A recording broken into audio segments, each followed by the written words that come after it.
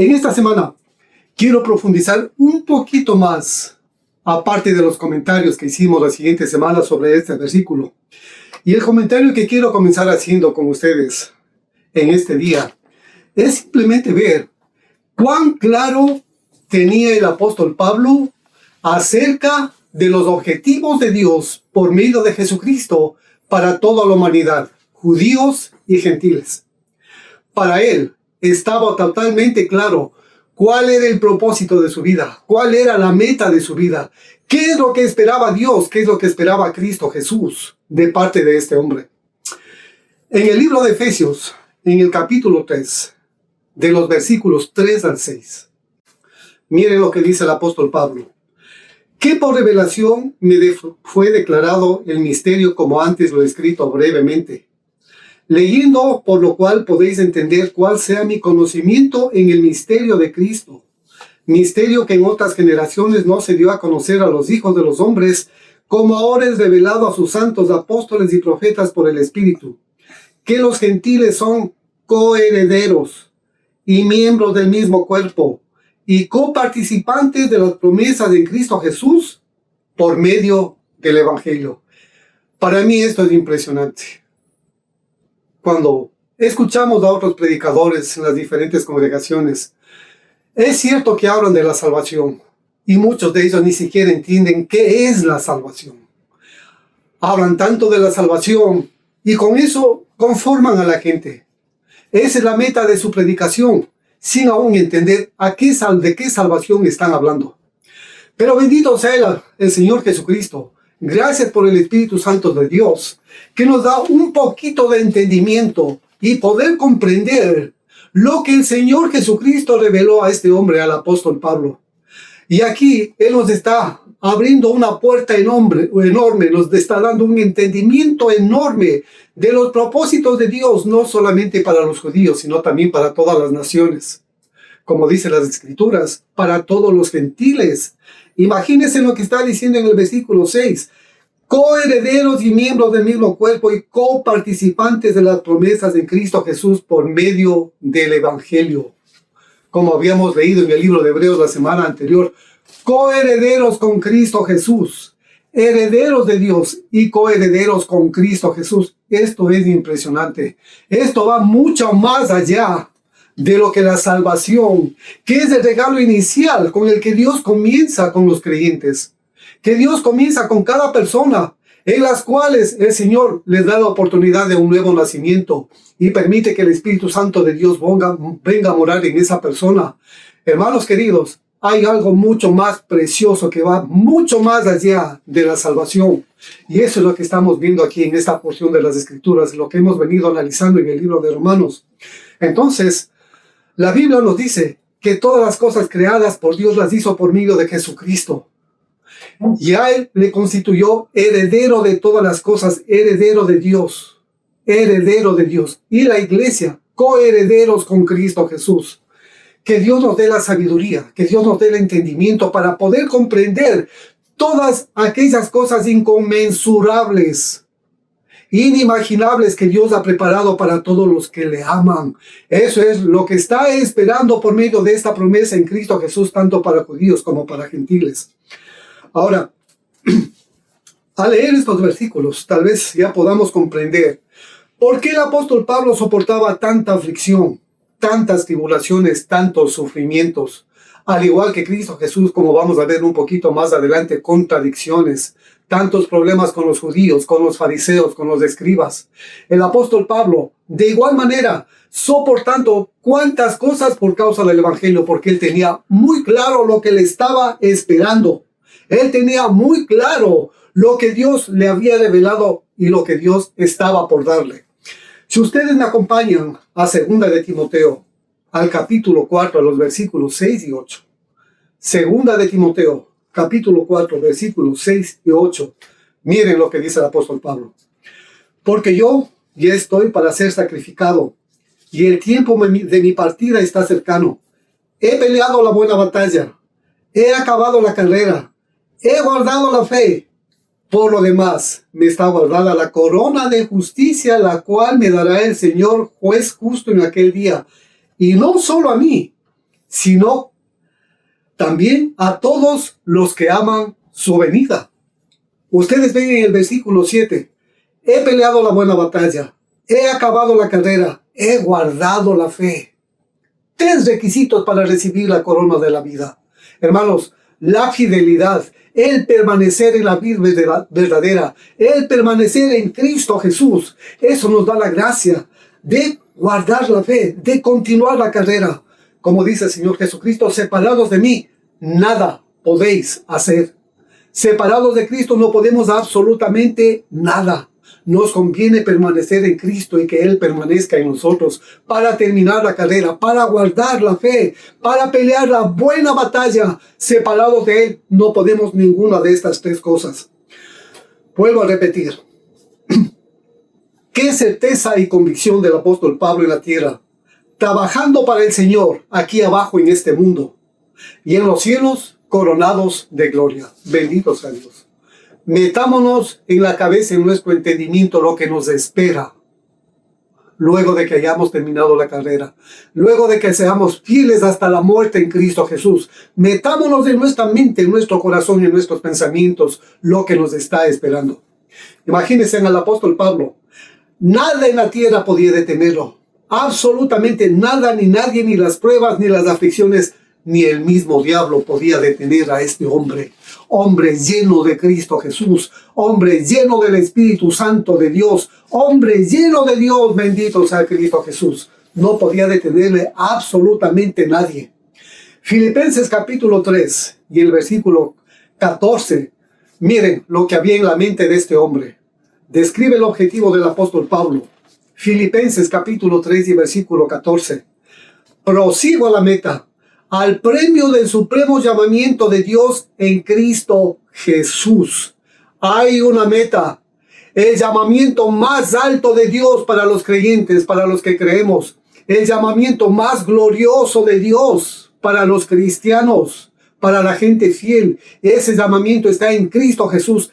Él es nuestra meta. Él es nuestro objetivo, Él es nuestro ideal, Él es nuestra vida, Él es nuestro Señor, Él es nuestro Redentor, Cristo en nosotros, la esperanza de gloria. Bendito Dios, por Cristo Jesús hay una herencia, por Cristo Jesús somos coherederos con Él, por Cristo Jesús. Gloria a Cristo Jesús en la iglesia de Cristo Jesús. En esta caminata del Evangelio, hay muchos momentos de tinieblas, hay muchos momentos de inseguridad, hay muchos momentos de tropiezos. Si el justo cae 70 veces lo levanta el Señor, gloria a Cristo. Habrá momentos cuando nuestro ánimo decae. Tal vez hemos dejado de congregarnos, tal vez hemos dejado de orar, tal vez vamos a una congregación que perdió la meta del Evangelio y eso nos causa desgaste emocional o espiritual y no nos sentimos conformes en esa congregación. Pero miren, hay algo importantísimo que habla el libro de Hebreos en el capítulo 12, versículos 2 y 3. Hebreos capítulo 12, versículos 2 y 3. Nos recuerda algo importantísimo si hay un desánimo en nuestras vidas, si no estamos muy animados, si nos sentimos débiles. Miren, hay algo importante que dice Hebreos. Puestos los ojos en Jesús, el autor y consumador de la fe, el cual por el gozo puesto delante de él, sufrió la cruz, menospreciando el oprobio, y se sentó a la diestra del trono de Dios. Considerad, dice el apóstol que escribe esta carta, a aquel que sufrió tal contradicción de pecadores contra sí mismo, para que vuestro ánimo no se canse hasta desmayar. Corremos de ese riesgo del desánimo. Corremos de que nuestra alma se desanime. Corremos de ese riesgo, hermanos queridos. Pero el apóstol que escribe esta carta está diciendo, puestos los ojos en Jesús. Hemos cometido varios errores, muchos errores en la congregación de Cristo Jesús. Y yo he caído en esa trampa. Alguna vez confié demasiado en cierto líder. Alguna vez confié demasiado en cierto pastor, en cierta persona. Pero lamentablemente, aquel líder, aquel pastor, lamentablemente falló. Bendito Dios. Y no quiero traer malos recuerdos absolutamente a nadie. Yo era una persona que admiraba muchísimo a Jimmy Swaggart. Me encantaba en mis primeros días cuando predicaba el Evangelio imitarle, cómo predicaba este hombre, porque me encantaba su forma de predicación. Me encantaba ese amor que demostraba por la gente. pero lamentablemente tuvo un tiempo de debilidad y este hombre cayó. ¡Qué desesperanza, hermano! Realmente qué desilusión. Y puede haberles pasado a muchos de nosotros que confiamos mucho en un líder y esa persona en algún momento tuvo un momento de debilidad. Sí, pero aquí lo que nos está recordando el libro de Hebreos es que pongamos nuestra mirada, nuestros ojos en Cristo Jesús. Al comienzo, en el capítulo 10, me parece, es el capítulo 11 de este libro de Hebreos, dice que Moisés se sostuvo como viendo al invisible. Este hombre caminaba como si estuviera realmente viéndole a Dios. Era su forma de expresar su fe en el Señor. Y exactamente ese ejemplo es el que nosotros debemos copiar en este tiempo. Como si estuviéramos viéndole al Señor todos los días. Como si estuviéramos contemplando su rostro. Puesto nuestros ojos, dice aquí 12:3, en Jesús, el autor y el consumador de la fe. Alabado sea el Señor. De este versículo 3 que leímos de este libro de Hebreos, del capítulo 12, quiero resaltar dos palabras que describen las aflicciones de Cristo. Estas aflicciones causadas por su propia gente, no por gente extraña. Y las palabras que quiero resaltar en este versículo 3 dice, sufrió y contradicción. De donde sufrió no es la palabra que aparece en el interlineal griego-español, sino soportó. Y esta palabra significa resistir, tener entereza, perseverar. Y la siguiente palabra que aparece en este versículo después de sufrió es la palabra contradicción. Y esta palabra contradicción significa disputa, contienda, refutación. Y tengo dos ejemplos en los cuales el Señor Jesucristo tenía que soportar esta forma de contradicción de parte de los líderes principales de Israel. Sacerdotes, fariseos, publicanos, ancianos. Y estos dos ejemplos, el uno está en Marcos, el capítulo 7, versículos 2, 3 y 5. Marcos capítulo 7, versículos 2, 3 y 5. Comienzo leyendo. Los cuales, cuando viendo a algunos de los discípulos de Jesús comer pan con manos inmundas, esto es, no lavadas, los condenaban. Porque los fariseos y todos los judíos, aferrándose a la tradición de los ancianos, si muchas veces no se lavan las manos, no comen. Le preguntaron pues los fariseos y los escribas, ¿por qué tus discípulos no andan conforme a la tradición de los ancianos, sino que comen con manos inmundas? Comienzan a contradecirle al Señor, a hacerle problema por algo sencillo, por algo simple, pero que para la gente, por su religión, por sus tradiciones, era algo enorme, cuando para Cristo Jesús literalmente no significaba nada. Entonces yo creo que muchas veces nosotros hemos estado en este tipo de contradicciones. Hacemos problemas por nada. Contradecimos o líderes o cualquier cosa si estamos conversando con alguien. Contradecimos con cosas que realmente no tienen sentido, no tienen valor. Aquí contradiciendo a Cristo Jesús. ¿Por qué comen tus discípulos con manos inmundas, con manos no lavadas? ¡Qué pecado tan enorme para ellos, hermano! ¡Qué pecado tan grave de condenación para esta gente! Pero para Cristo Jesús no significaba absolutamente nada. Pero ahí estaban haciéndole problema. Veamos otro ejemplo. Mateo capítulo 21 y versículo 23. Mateo capítulo 21 y versículo 23. Cuando vino al templo, los principales sacerdotes y los ancianos del pueblo se acercaron a él mientras enseñaba y le dijeron, ¿con qué autoridad haces estas cosas? ¿Y quién te dio esta autoridad? Nuevamente contradiciéndole al Señor Jesucristo. ¿Por qué haces esto? ¿Por qué enseñas? ¿Quién te autorizó? ¿Quién te crees para hablar de las cosas divinas? Impresionante, hermano. Cuando nuestros ojos están cegados a las cosas de Cristo Jesús, entramos en este tipo de contradicciones, en este tipo de problemas. Hermanos amados, Dios nos guarde de contradicciones. Dios nos guarde de hacer problemas en la iglesia por cosas insignificantes. En estos dos ejemplos, como dije hace un instante, vemos a los líderes religiosos de ese tiempo, fariseos, escribas, sacerdotes, ancianos, contendiendo, disputando, refutando con Cristo Jesús, cuestionándole al Señor por asuntos sin trascendencia. Para nuestros días, el apóstol Pablo recomienda en el libro de Efesios capítulo 4 y versículo 2. Miren lo que dice el apóstol Pablo. nuestra actitud, nuestro comportamiento, cómo debemos dirigirnos con los hermanos. Efesios 4 y versículo 2, con toda humildad y mansedumbre, soportándoos con paciencia los unos a los otros en amor, soportándonos. Colosenses capítulo 3 y versículos 13. Colosenses capítulo 3 y versículos 13. Soportándoos unos a otros y perdonándoos unos a otros. Si alguno tuviera queja contra otro, de la manera que Cristo os perdonó, así también haced vosotros. ¿Qué es más fácil? ¿Hacer problema o perdonar? ¿Qué es más fácil? ¿Hacer problema, contender o soportarnos los unos a los otros? ¿Qué es más fácil? La pregunta tenemos cada uno de nosotros, hermanos. ¿Cuánta humildad, cuánta mansedumbre en nuestro corazón nos va a llevar a una de estas dos definiciones? O hacemos problemas por insignificancias o nos soportamos unos a los otros. Cada uno de nosotros decidimos. Y el asunto es de que siempre vamos a encontrar gente difícil de soportar, ya sea en la vida diaria, del trabajo, en la misma congregación. Pero si retornamos a Hebreos, al capítulo 12, a los versículos 4 y 6, vamos a ver un poquito más adelante cómo son los tratos de Dios. ¿Por qué Dios permite que nos topemos con gente difícil? Y aquí quiero aclarar algo. ¿Cuántas veces nosotros fuimos la gente difícil para otros? Tendemos a hablar de otros como gente difícil, pero nos hemos analizado nosotros mismos cuán difíciles somos para otras personas.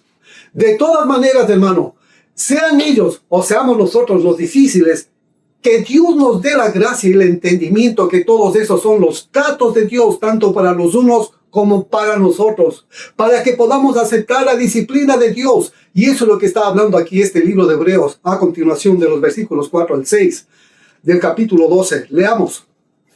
Porque aún no habéis resistido hasta la sangre, combatiendo contra el pecado, y habéis olvidado la exhortación que como a hijos se os dirige, diciendo: Hijo mío, no menosprecies la disciplina del Señor, ni desmayes cuando eres reprendido por Él, porque el Señor, al que ama, disciplina, y azota a todo aquel que recibe por hijo.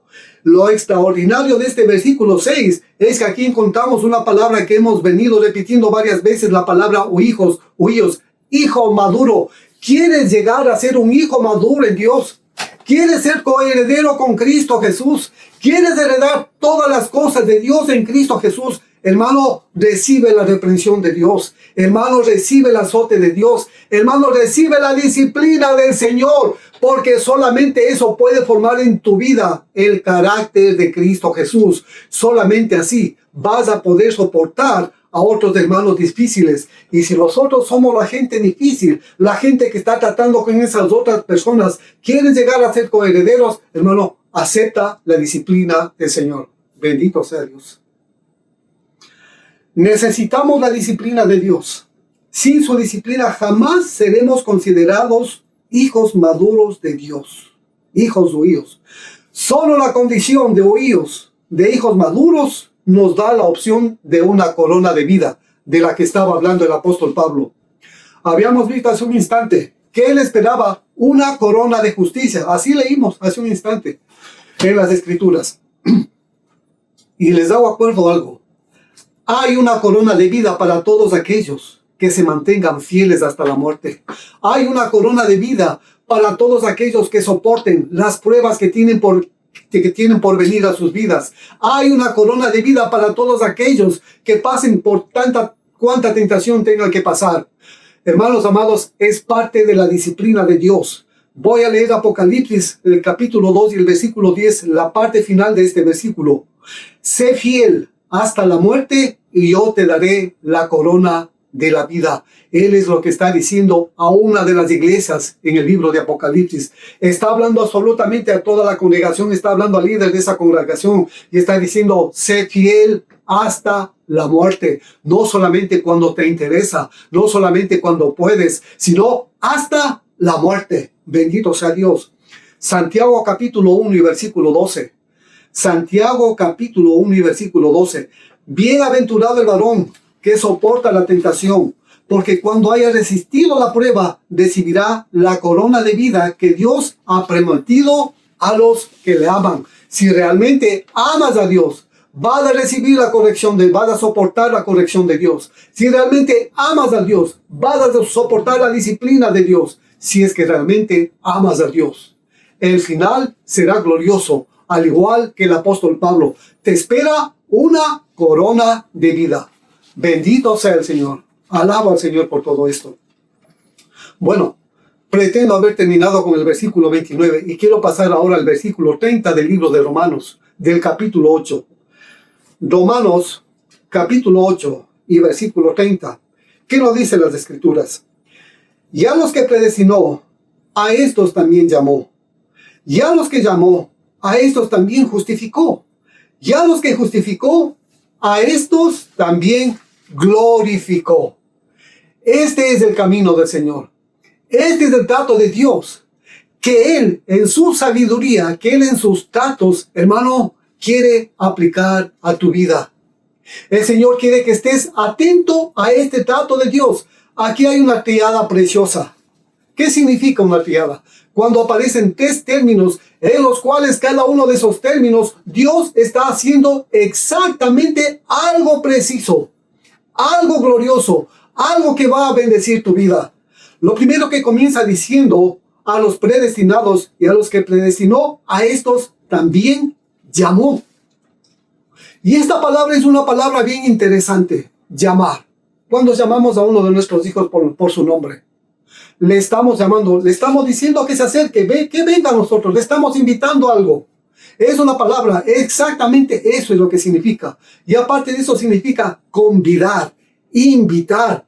A los que el Señor, a los que el Padre predestinó, a estos convidó, predestinó, invitó, para que sean a la semejanza de su Hijo Jesucristo. Y saben una cosa bien especial, esta palabra también es una palabra creadora, esta palabra es llamar. Dios llama las cosas que no son como si fuesen. Bendito Cristo Jesús. A lo débil, a lo necio, a lo vil de este mundo, Él está llamando a hacer algo glorioso. Bendito sea el Señor Jesucristo. A lo débil, a lo necio de este mundo, a lo que no es, para avergonzar a lo que es. Por lo tanto, esta es una palabra creadora que está actuando en ti. El momento que fuiste llamado por el Señor, esa palabra creadora está actuando en tu vida, hermano, para que seas conforme a la imagen de su Hijo Jesucristo. Te ha llamado por su nombre, te ha llamado, hermano, para que seas como Cristo Jesús. Gloria a Dios, a los que llamó. Bendito Dios. Aparte de esto, continuamos con la palabra justificar. Hemos hablado acerca de la palabra justificar. Es la segunda parte de esta triada. Justificar. ¿Qué bendición habíamos visto en la palabra justificar? Esta palabra significa considerar a alguien como justo o como inocente. Limpiarle de cualquier cargo, de cualquier imputación. No atribuirle ningún delito. Absolutamente ningún delito a esta persona. Y tengo dos ejemplos de igual manera. En el libro de los Hechos, en el capítulo 13. El libro de los Hechos del capítulo 13. Versículos 38 y 39. ¿Qué nos dice la Escritura? Sabed pues esto, hermanos, varones hermanos, que por medio de él se os anuncia perdón de pecados, y que todo aquello de que por la ley de Moisés no pudisteis ser justificados en él, es justificado todo aquel que en él cree. ¿Dónde comienza la justificación de tu vida, de todos tus errores, de todas tus transgresiones? Comienza en Cristo Jesús. Por la fe en el Hijo de Dios, comienza ese proceso de justificación en tu vida. Veamos otro ejemplo. Romanos capítulo 6, versículos 7 y 8. Romanos capítulo 6. Versículos 7 y 8. Porque el que ha muerto ha sido justificado del pecado. Y si morimos con Cristo, creemos que también viviremos con Él. Esto ya habíamos estudiado, esto ya habíamos visto en estudios anteriores. Somos justificados del pecado y de los pecados por haber muerto con Cristo Jesús, haber muerto al pecado. Y acordémonos que en este mismo libro de Romanos hay una bienaventuranza preciosa. No me no me es pesado, por decirlo a mí, hermano, repetir nuevamente esto, porque me gustaría que quede grabado en su mente y en su corazón. Romanos capítulo 4, versículos 7 y 8. Miren, diciendo, bienaventurados aquellos cuyas iniquidades son perdonadas y cuyos pecados son cubiertos. Bienaventurado el varón en quien el Señor no inculpa de pecado. Y vuelvo a repetir lo que he dicho ya. Una cosa es el pecado y otra cosa son los pecados. Cuando aquí está hablando del pecado, está hablando del pecado de la primera pareja que pasó a toda la humanidad. Qué glorioso lo que está diciendo a ti aquí. Hermanos, bienaventurado el varón a quien el Señor no inculpa del pecado. El Señor no te está acusando de ese pecado, sino que ha sido quitado de tu vida. Es exactamente lo que hace Cristo Jesús, el Cordero de Dios que quita el pecado del mundo, queridos hermanos. Un día en esta tierra, el pecado será desarraigado totalmente. Y aparte de eso, el versículo 7, los pecados, las transgresiones, las iniquidades que hemos cometido, los errores que hemos cometido, el Señor nos está diciendo que han sido perdonados. Entonces, de esto es lo que está hablando. Aquellos que llamó, justificó. En ellos, hermanos, absolutamente no hay falta. Por eso son santos y sin mancha como Cristo Jesús, como dice el libro de Efesios en el capítulo 1, para que seamos a la imagen del varón perfecto, santos y sin mancha. Hermanos amados, qué glorioso lo que nos enseña el apóstol Pablo. Bendito sea el Señor, a lo que nos está llamando nuestro Dios. Y para terminar la clase de esta tarde, miren la tercera parte de esta criada.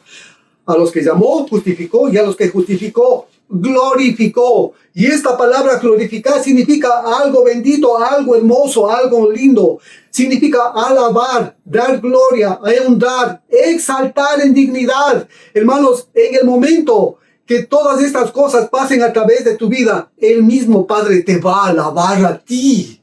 Lo que nosotros ahora alabamos al Padre por todas sus cualidades, por todo su poder, en ese instante Él te va a alabar a ti, porque te dejaste tratar por Él, porque aceptaste tu corrección, porque aceptaste la disciplina del Señor. Y mira, Él va a ver el resultado de la obra de sus manos, el divino alfarero, lo que hizo con el polvo, con la tierra. Hermano, una persona glorificada, a la imagen del varón perfecto. Bendito sea Dios. Eso es lo que significa glorificar. Te va a exaltar en dignidad.